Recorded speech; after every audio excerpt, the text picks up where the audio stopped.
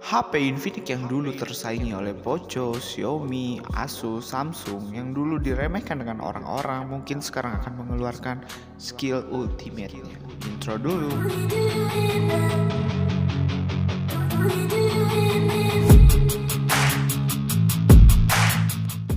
Kali ini kita bahas Infinix Note 12 VIV.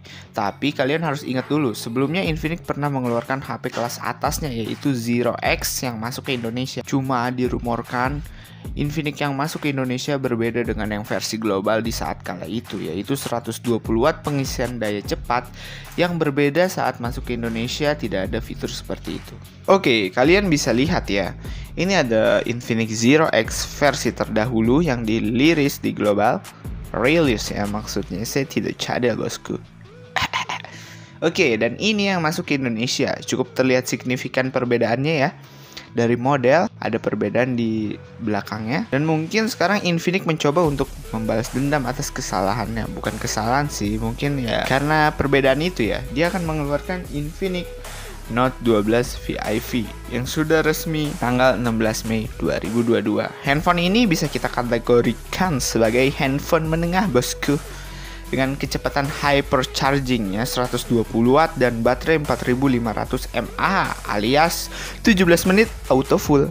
Nah, itu dia moto gagasannya. Mungkin ini cukup menarik ya, dimana HP Infinix dulu kan terkenal banget kurang, tapi sekarang dia mengeluarkan beberapa andalan. Tapi apakah HP-nya ini masih tetap terjangkau ataupun dia akan menjadi melambung tinggi karena fitur yang menarik seperti itu? Mari kita bahas spesifikasinya sekarang. Oke, untuk Infinix 12 Note VIV sudah terdaftar di P3DN Indonesia pada tanggal 12 April 2022 dengan kode Infinix X672. Daftar di sini adalah syarat wajib untuk produk-produk teknologi berselancar di bidang Indonesia, yang artinya produk teknologi itu akan siap untuk dipasarkan di Indonesia. Dan ini adalah merupakan syarat wajib untuk semua produk gadget ya guys. Jadi untuk yang sudah legal, dia akan mendaftarkan produknya benar-benar di aplikasi ini. Oke, kalian udah lihat kan gimana tadi tampilan P3DN-nya? Sekarang kita move ke bagian layarnya. Untuk ukuran layar, dia menggagas 6,7 inch, yang kita tahu itu cukup besar di tangan Indonesia. Tapi pemberian layar yang besar ini berdasarkan dengan asas supaya enak main game, ya supaya nonton filmnya seru. Tapi memang betul guys, jika kita menggunakan HP dengan layar terbesar, itu akan puas sekali saat bermain game, terutama saat membuka game, saat menonton film, itu akan terbuka lebar gitu. Jadi mata kita tidak perlu terlalu dekat dengan sebuah handphone.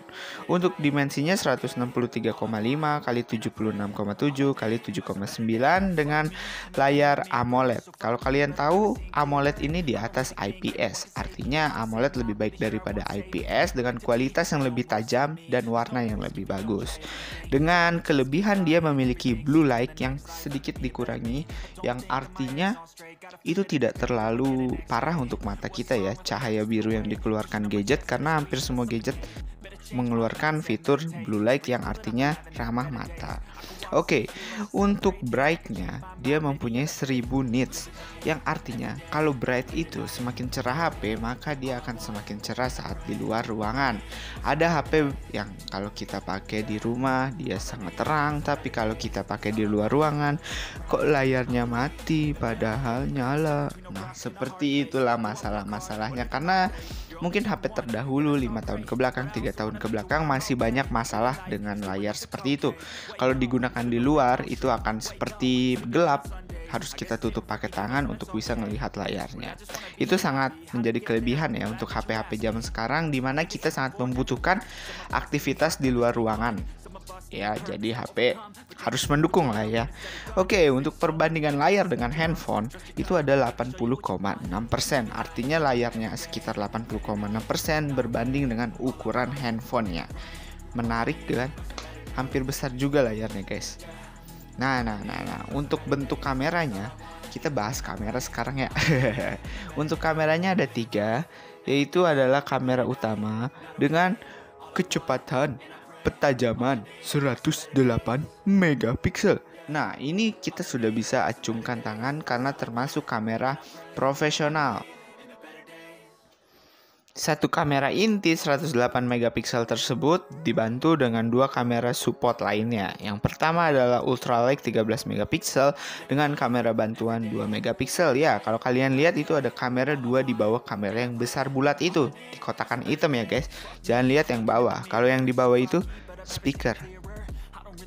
Wah. Oke, untuk kamera selfie-nya ya kamera depan sih kalau kalian bisa bilang juga itu memiliki kualitas 16 megapiksel. Ya, cukuplah untuk foto-foto, tapi dia kelebihannya bisa foto bokeh, guys. Jarang-jarang ya kan kamera selfie bisa foto bokeh. Menarik. Tapi ya oke. Untuk videonya dia memiliki 1440 dikalikan dengan 30 fps.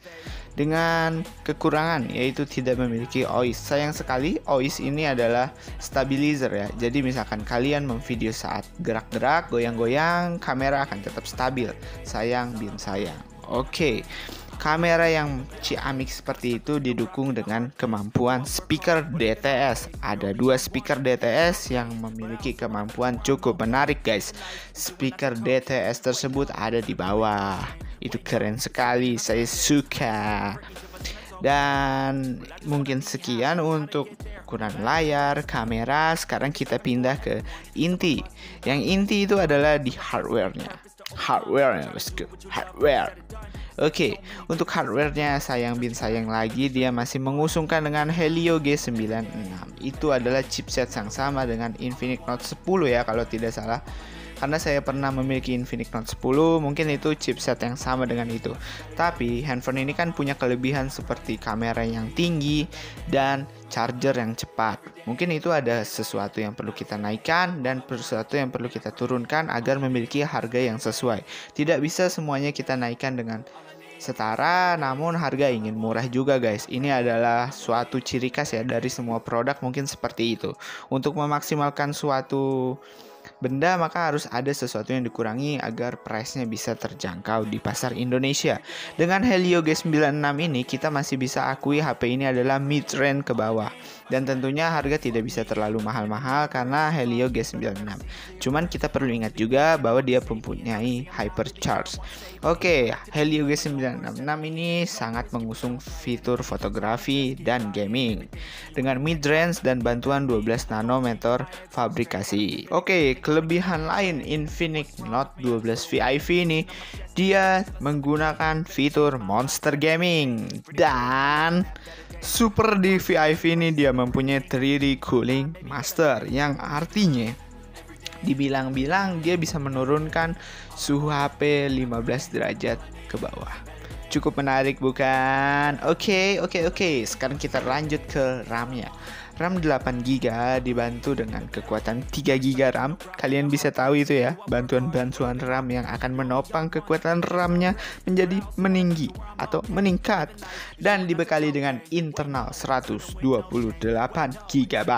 Bisa kalian dukung dengan kekuatan micro SD sebesar 256GB yang cukup mumpuni di HP sekarang. Karena penyimpanan menjadi salah satu kebutuhan primer dari hampir seluruh orang karena kebanyakan orang foto-foto, selfie, kebutuhan kuliah perlu penyimpanan yang besar. Nah, mungkin cukup sekian yang saya sampaikan pada video ini.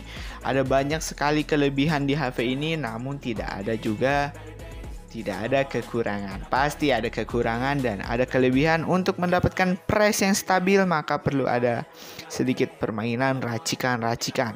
Yang paling menarik di HP ini kalau kita bisa simpulkan adalah kekuatan kameranya yang 108 megapiksel didukung dengan kekuatan kecepatan seraja baterai yang hanya perlu dicas dengan 17 menit. Bayangkan ya guys, kalau kalian tinggal mandi saja sekitar 5 menit, kalian pakai baju 5 menit, kalian makan 5 menit, HP kalian sudah terisi penuh. Dan kalian bisa bermain game hingga 5 jam nonstop atau mungkin 8 jam lebih. Karena 5 jam itu hanya butuh dengan 10 menit pengecasan. Sungguh menarik bukan dengan HP tersebut, makanya kepoin terus, tunggu HP-nya launching dan kalian langsung ikut pre-order aja di Infinix guys. Oke. Untuk price mungkin ada di bawah $300.